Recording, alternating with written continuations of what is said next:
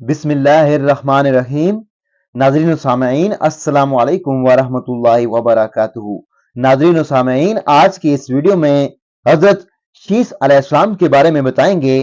آپ سے التماس ہے کہ ویڈیو کو آخر تک لازمی دیکھیے گا، اور چینل کو ابھی تک اگر آپ نے سبسکرائب نہیں کیا تو لازمی سبسکرائب کر دیجیے گا، بیل آئیکن کو آل پہ کر دیجیے گا تاکہ آنے والی ویڈیوز کا نوٹیفیکیشن آپ کو بر وقت وصول ہو سکے۔ حابیل کے قتل ہونے پر حضرت آدم علیہ السلام کو بہت صدمہ پہنچا۔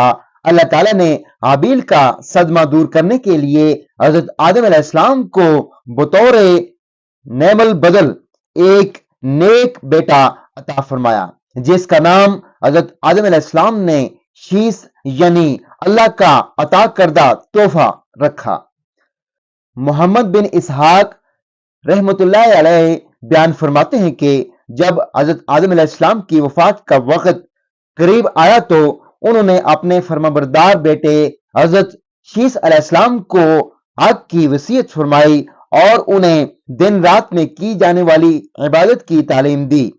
حضرت آدم علیہ السلام کے انتقال کے بعد ان کے بیٹے حضرت شیس علیہ السلام اپنے والد محترم کی وصیت کے مطابق عمل کرتے رہے، اور اللہ رب العزت نے انہیں بھی نبوت سے سرفراز فرمایا اور ان پر اپنے پاس سے آسمانی صحیفے بھی نازل فرمائے۔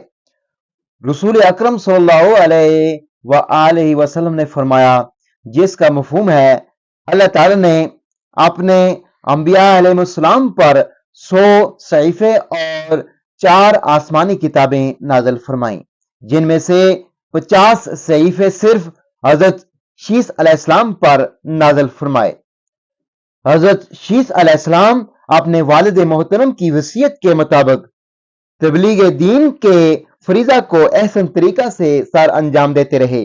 جب ان کی موت کا وقت قریب آیا تو انہوں نے اپنے بیٹے انوش کے حق میں وصیت فرمائی۔ انوش نے اپنے انتقال سے پہلے دعوت و تبلیغ کی یہ ذمہ داری اپنے بیٹے کینان کو سونپ دی۔ پھر کینان نے اپنی وفات کے قریب اپنے بیٹے میلائیل کو دعوت و تبلیغ کا منصب سونپا۔ میلائیل پہلے وہ آدمی ہیں جنہوں نے شہر بسائے، مضبوط قلعے تیار کیے اور شیطان کے لشکروں کو پہاڑوں اور گھاٹیوں میں منتشر کر دیا۔ ان کی حکومت 40 سال تک قائم رہی۔ میلائیل نے اپنی وفات کے وقت وصیت کے ذریعہ اپنے بیٹے یرد کو اپنا جانشین مقرر فرما دیا، اور یرد نے اپنی وفات سے چند دن قبل ہی تبلیغ دین کے فریضہ کی وصیت اپنے بیٹے اخنخ حضرت ادریس علیہ السلام کے حق میں فرما دی۔ ناظرین و سامعین، آج کی ویڈیو میں اتنا ہی۔